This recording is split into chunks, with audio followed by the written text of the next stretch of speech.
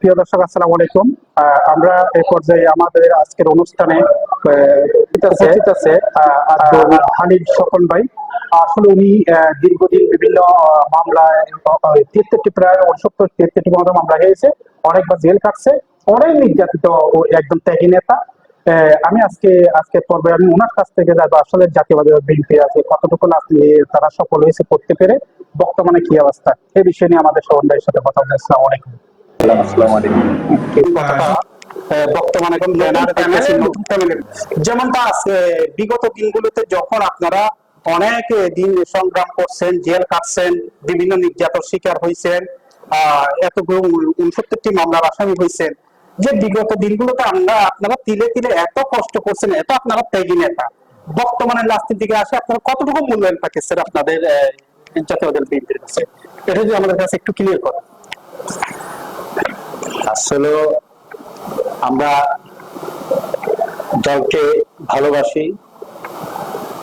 শহীদ জিয়া রাষ্ট্রপতি জিয়া রহমানের অনুপ্রেরণিত দিয়ে রাজনীতিতে আমি নেমেছি। তার আদর্শ বাস্তবায়ন করার জন্য গত প্রায় 37 বছর সাথে এই দলের সাথে সম্পৃক্ত। আমরা সবসময় রাজনীতিটা করেছি আদর্শিক রাজনীতি। আমাদের নেতার যে আদর্শ আমরা বিভিন্ন ভাবে তুলে ধরার চেষ্টা করেছি। আজ দেখতে পাচ্ছি বিভিন্ন নতুন নতুন নতুন অনেক নেতা নেত্রী, অনেক ব্যানার। আপনি দেখতে পাবেন যে আমার এলাকাতে এখন পর্যন্ত আমার একটা ব্যানার নাই, আমার একটা ফেস্টুন নাই, আমার একটা ফেস্টার নাই। যেহেতু আমি এই দলের সাথে অন্তর্গতভাবে জড়িত। আমি তৃণমূল পর্যায় থেকে আমি ছাত্র দলের লাহনবাজার ছাত্র দলের সেক্রেটারি ছিলাম, লাহনবাজার ছাত্র দলের সভাপতি ছিলাম, আমি কুলসি থানা ছাত্র দলের সাধারণ সম্পাদক ছিলাম, নগর ছাত্র দলের যুগ্ম সম্পাদক ছিলাম, লাস্ট মহানগর বিএনপি বিলুপ্ত কমিটির সহসাংগঠনিক সম্পাদক হিসেবে দায়িত্ব পালন করেছি। এমন আন্দোলন সংগ্রামে আমি আমার নেতৃবৃন্দরা জানে আমি কতটুকু ভূমিকা রেখেছি। আমি কয়েকবার গ্রেপ্তার হয়েছি। কতবার আমার বাসায় পুলিশ হানা দিয়েছে, বিভিন্ন গোয়েন্দা সংস্থা। শারীরিক মানসিক নির্যাতনের পরও তারপরও আমি আমার মনের ভিতরে একটা আশ্বাস জাগছে যে দলের মধ্যে যখন একটা বিভিন্ন বাংলাদেশের দলের যখন কমিটিগুলো হয়ে যাবে, স্থানীয় যে কমিটিগুলো হয়ে যাবে, থানা কমিটি মহানগর কমিটি হয়ে যাবে, তখন দলের মধ্যে একটা যারা আন্দোলন সংগ্রাম করেছে তাদের প্রতি বর্তমান যে আহ্বায়ক কমিটি আছে চট্টগ্রাম মহানগর বিএনপি কমিটি, আমার বিশ্বাস ওনারা তো আন্দোলন সংগ্রামের মাধ্যমে এসেছেন। এরা তো আন্দোলন সংগ্রামের মাধ্যমে আজকে মহানগরের আহ্বায়ক হয়েছেন আসাদুল্লাহ সাহেব, সদস্য হয়েছেন নাজিমুর রহমান তো দীর্ঘ ছাত্র আন্দোলনের ওনার বন্ধনিত জীবন, উনি ছাত্র রাজনীতি কেটেছেন, উনি অনেক দুঃখের ছাত্র নেতা ছিলেন, যেটা মানে বলার ভাষা নেই। আজকে ওনার মতন।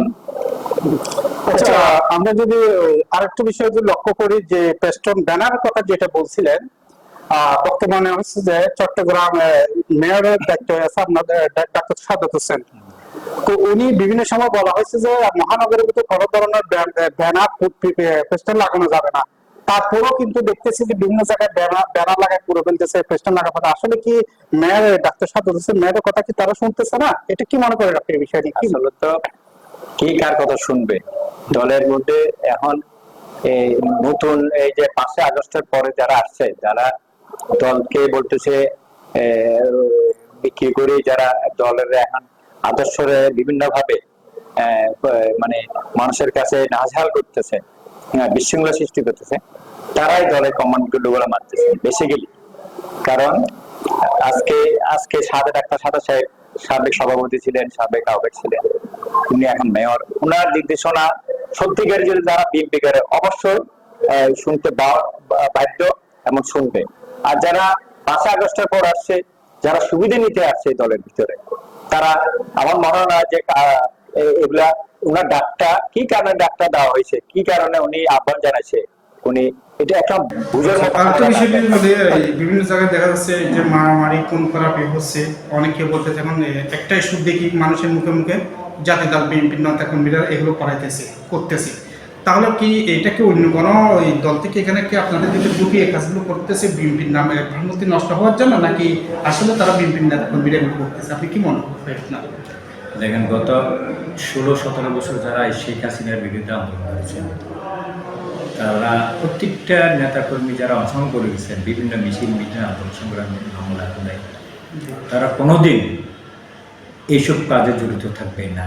কারণ তারা আদর্শিকভাবে রাজনীতি করছে, বিদায়ী তো আন্দোলন সংগ্রামে ছিল। জিয়া রহমান, বেগম জিয়া, তারেক রহমানকে ভালোবেসে আন্দোলনে ঝাঁপাই পড়ছে। এদের দ্বারা এটা কোনোদিন সম্ভব না এই দলের মনোভাব নষ্ট করা, দলের ভাবমূর্তি নষ্টের কর্মকাণ্ড এরা অংশগ্রহণ করবে না। হ্যাঁ, এখন যারা করতেছে বিভিন্ন থেকে বিভিন্ন সন্ত্রাসী গ্রুপ থেকে, বিভিন্ন রাজনৈতিক দল থেকে, বিভিন্ন ওই যে সুবিধাবাদীরা, বিভিন্ন ওই যে এমন ভাই তেমন ভাই, ওই ভাই সেই ভাইয়ের মাধ্যমে এসে একটা পেশি শক্তি মানে নিয়োগের মাধ্যমে বিভিন্ন এলাকাতে বিচ্ছিন্নভাবে এই ঘটনাগুলো ঘটতেছে। তা এটা আমরা দলীয়ভাবে কোনো সময় এটা কাম্য করব না। হ্যাঁ, আমরা আশা করি না। ইনশাল্লাহ আমাদের যখন সারা সিটান শহরে মহানগরে যখন কমিটিগুলো হয়ে যাবে, মহানগর থানা ওয়ার্ড ইউনিটগুলো কমিটি হয়ে যাবে, তখন আস্তে আস্তে আস্তে এটা এগুলা থাকবে বলে আমার মনে হয়। তখন এটা আমরা আমাদের সংগঠনরা যারা নির্বি করছে, আন্দোলন সংগ্রামে করছে, তাদেরকে উল্লেখ করে, তাদেরকে সামনে রেখে আমরা আগামী রাজনীতি। আমরা আরেকটা যে বিষয় নিয়ে যদি আপনার সাথে কথা বলতে চাই, আওয়ামী লীগের আমলে দেখা গেছে যে আপনার যে ব্যাটারি চালিত অটো রিক্সা বলা হয়, সেই অটো রিক্সা তারা তো কিছু পরীক্ষিত হবে যারা ভর্তুকি মানুষ বিভিন্ন চাকরি নিয়ে কাজ নেয়, তারা অটো রিক্সা চলাইতে তারা নিষিদ্ধ করা হয়েছিল। কিন্তু পরবর্তী দেখা গেলে এক পর্যায়ে এটা নিষিদ্ধ থেকে কি বৈধ করা হয়েছে এবং তাদেরকে নির্দেশ দিচ্ছে যে তারা আপনারা যেন গলিগুলোতে গাড়িগুলো চালান এবং হাইওয়ে রোডে যেন আপনার আছে মেইন রাস্তায় চালান। এখন বর্তমানে সরকার আওয়ামী লীগ যাওয়ার পরে পর দেখতেছি তারা এখন মহানগর বিভিন্ন হাইওয়ে রোড বলেন দাবিয়ে বেড়াইতেছে। কিছু কিছু কমের মধ্যে শিশুরা আছে, তারাও কিন্তু গাড়ি চালাতে তারা ডানে বামে চিনে না, নিত্য নতুন দুর্ঘটনা হচ্ছে, হাইওয়েসে গাড়ি চালাতে আসলে তারা কন্ট্রোল করতে পারে না। তো এই বিষয় নিয়ে আসলে আপনারা তো বিলাসীদের আসলে সবাই তো অটো রিক্সা যারা চালাচ্ছে এরা আসলে বেসিক্যালি তো পেটের জন্য গরিব মানুষ কোথায় যাবে, কিছু একটা করে তো খাইতে হবে। তারপরও আমি যারা অটো কোম্পানির ভাইরা আছেন তাদের উদ্দেশ্যে বলবো, আপনারা যাদেরকে অটো তুলে দিচ্ছেন যাদের হাতে, তারা আসলে এরা কি এটা ম্যাচুরিটি হয়েছে কি না, তাদের প্রাপ্তবয়স্ক হয়েছে কি না, তারা আমি এদেরকে বিশেষ করে অনুরোধ করবো যে তারা যাতে কোনো কিশোরদেরকে তাদের অটো চালাতে যাতে বারণ করে এবং মোটামুটি আর কোম্পানিগুলোর প্রতি সজাগ থাকা উচিত এইসব কিশোর ড্রাইভারদের কাছে যাতে গাড়িগুলো না দেয়। কারণ তারাই তাদের শরীরে যে স্পিড, তারা এই দুর্ঘটনা, এরা তো আর প্রশিক্ষণ তার প্রাপ্ত কোনো ড্রাইভার না, তারা তাদের চিন্তা ভাবনা করেও আর এলাকাতে গাড়ি চালায় না, এই কারণে দুর্ঘটনা ঘটে। আর যারাই আর বিশেষ করে আর দিবার আগে বলে দিতে হবে যে যাতে অটো রিক্সাগুলো যাতে যেখানে হাইওয়ে রুটগুলোতে যাতে না আসে, অলিগলিতে যাতে তারা সীমাবদ্ধতার মধ্যে রাখে এবং তারা ইনশাল্লাহ আমার মনে হয় যে এই সীমাবদ্ধতার মধ্যে থাকে যদি এলাকায় অলিগলিতে, কিন্তু প্রশাসনও ডিস্টার্ব করবে না আর অন্যরাও কেউ ডিস্টার্ব করবে না। কারণ হাইওয়ে রোডে আসলে দুর্ঘটনা ঘটার সম্ভাবনা বেশি থাকে। তাই এদেরকে আমি বলবো, অনুরোধ আমার অটো ভাইদের প্রতি, ড্রাইভার যারা আছেন তারা যাতে এইটারে আড়াই চলে মানে হাইওয়ে রুটগুলোতে। আর কিশোর ড্রাইভারদের থেকে যেতে অটো যারা কোম্পানি গ্যারেজ এদেরকে নিরুৎসাহী করে, এটার প্রতি আমার আহ্বান। অসংখ্য ধন্যবাদ এত সুন্দর করে বেটা সাইকেল অটোরিক্সার প্রশ্নের উত্তর দেওয়ার জন্য। যদি আমাদের আমি আরেকটা প্রশ্ন রাখতে চাই, সেই প্রশ্নটা হচ্ছে যে সরকার যাওয়ার পর, আওয়ামী সরকার যাওয়ার পর দেখতেছি এখন যেটা ছাত্র আন্দোলনের পরে যে যখন ক্ষমতা শেষ করেছে এবং ডক্টর ইউনূসের আমরা আসছে, এখন বর্তমানে দেখতেছি বিভিন্ন পর্যায়ে যেটা ফুটপাতের দোকান করা হয়, সেই দোকানে আগে ছিল তার সীমাবদ্ধতা কিছুটা ব্যাংকারে করি।